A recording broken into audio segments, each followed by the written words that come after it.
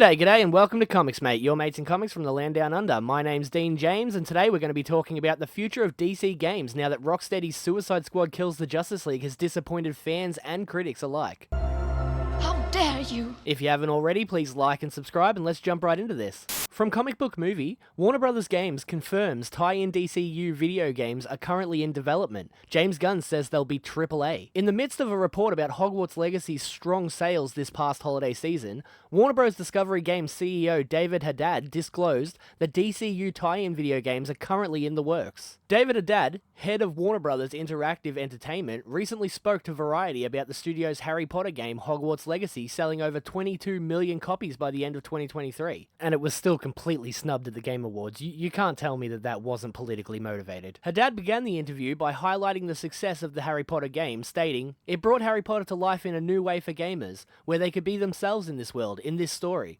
And that's what the team at Avalanche set out to do when they were developing the game.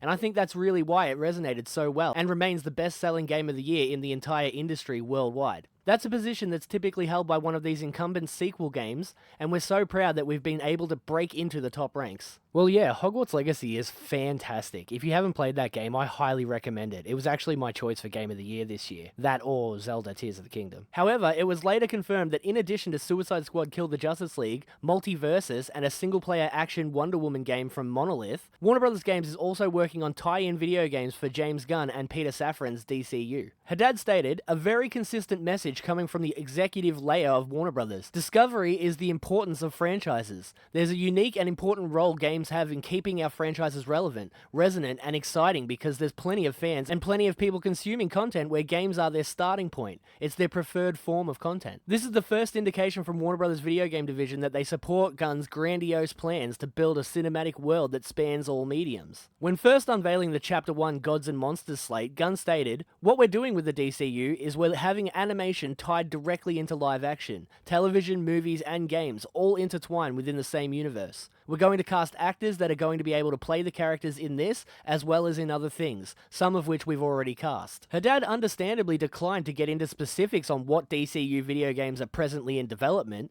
but given the diversified Chapter 1 slate, there are clearly a lot of possibilities. Could there be a tie-in Superman Legacy game secretly in development that will see the cast reprise their roles? A third-person Peacemaker shooter with John Cena providing the voice and motion capture would also draw a lot of interest for gamers and comic book readers alike. Fans wasted no time posing questions to Gunn on social media, where he's already chimed in. Man of Steel asked, "Hey James, just a small doubt. When you said there would be games in DCU, are they movie tie-in games or actual AAA games? And are you guys started working on it? Is there a specific reason that you guys are making DCU games?" And James Gunn quickly responded with, "AAA games, yes, for fun." Everybody knows that movie tie-in video games have historically been universally bad. There's maybe one or two good ones out of every single one ever made, and James Gunn's response here makes me think that he too is well aware of that. Now with Suicide Squad Kills the Justice League also killing Rocksteady's reputation, I have to wonder what company, if any, are currently working on these DCU games. "But Dean, Rocksteady has been working on a Superman game for years now." Not according to this article from Fandom Pulse, straw man I just made up. Rocksteady never worked on a Superman video game, as gamers call them out on Suicide Squad. After an 8-year hiatus from releasing new games, Rocksteady unveiled Suicide Squad Kill the Justice League in 2020, touting an original story featuring DC supervillains Harley Quinn, Deadshot, King Shark, and Captain Boomerang. However, the title has since been plagued by delays, leadership shakeups, and questions of whether its chaotic, irreverent tone can resonate in the current gaming landscape. Now that we've seen a bit more of it and the reviews have been released, I think it's pretty safe to say that no, that is not the case. Industry analysts and fans alike worry Suicide Squad may end up a critical and commercial failure unless Rocksteady can pull off a last-minute miracle, but the studio's troubles reflect wider upheaval, including a possible buyout by Chinese gaming giant NetEase.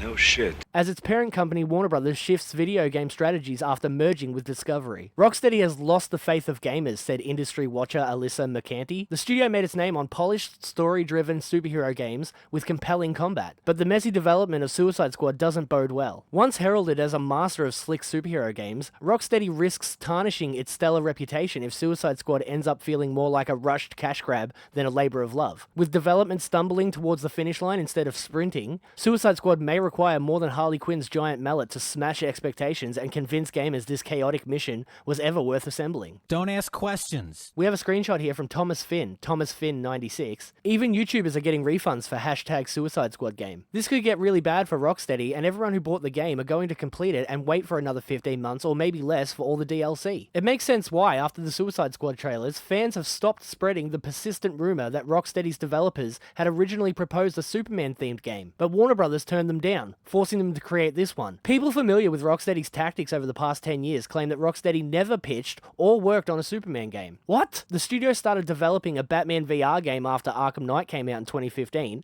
and after that they worked on an undisclosed multiplayer game based on an original franchise. According to individuals acquainted with Rocksteady's tactics over the past 10 years, the company never worked on or even pitched in a Superman game. In the wake of Arkham Knight's 2015 release, the studio started developing a virtual reality game based on Batman, and later on an undisclosed multiplayer title that is part of an original franchise. At the end of 2016, a Suicide Squad game at the Warner Brothers studio in Montreal was cancelled, and the property was subsequently given to Rocksteady, which began working on the current iteration in 2017. Just consume product and then get excited for next products. The Superman rumor appears to have originated from a user on X, formerly Twitter, named James Sigfield. Back in 2020, who over direct messages said he had been mistaken. I corrected it in a later tweet, but it never caught on, he said. The person that gave me the info got the studios mixed up. Why then has such a flimsy rumor been so prevalent that fans continue to bring it up on social media today? Likely because nobody wants to believe the reality, that one of their favorite studios has been working on a multiplayer live service game for more than half a decade that few seemed interested in, while yanking the gamer's chains on one of the most hyped non-games in a decade. And the hype has been real for decades. Factor 5 and Brash Entertainment were developing a Superman video game in the 2000s that originally was going to be a tie-in game to the cancelled Superman Returns sequel, but ultimately changed into an original story with an open-world metropolis. Suicide Squad Kill the Justice League had several false starts and was delayed multiple times as the company tried to transition into an unfamiliar genre. By the time it comes out, it will have been in development for nearly 7 years, about the same length of time that it took Rocksteady to release all 3 Arkham games. With the market extremely oversaturated, it's terrible news for Rocksteady. In a time when even industry veterans like Destiny can't seem to grow, Destiny is trash. It's difficult to see a new multiplayer service game succeeding, even if the upcoming Suicide Squad game rises above low expectations. The days of a guaranteed banger coming out of Rocksteady are a distant memory. Knowing now that most, if not all, of the people who worked at Rocksteady during the days they made the Arkham trilogy have now moved on to other companies or retired from the industry entirely, it's no surprise that the Suicide Squad Kills the Justice League reviews paint a dire picture for the company. Considering James Gunn wants to ensure quality goes into everything DCU going forward, I can't see Rocksteady being on the Warner Brothers list for game publishers, unless of course they get a major overhaul in the talent they have on staff. I know this sucks to hear, but Rocksteady isn't the Rocksteady we once knew and trusted. I'm going to keep an eye on all of this moving forward, but I won't be holding my breath for a great game anytime soon. As I mentioned earlier, everybody knows movie tie-in video games have never been the best. Add on top of that the woke ideology that is currently infecting the game industry the way it did Hollywood, and I honestly can't see that changing just because James Gunn is now in control. But that's all I have for you today. My name is Dean James, your mate in comics from the land down under. If you haven't already, please like and subscribe, and I'll see you guys again tomorrow.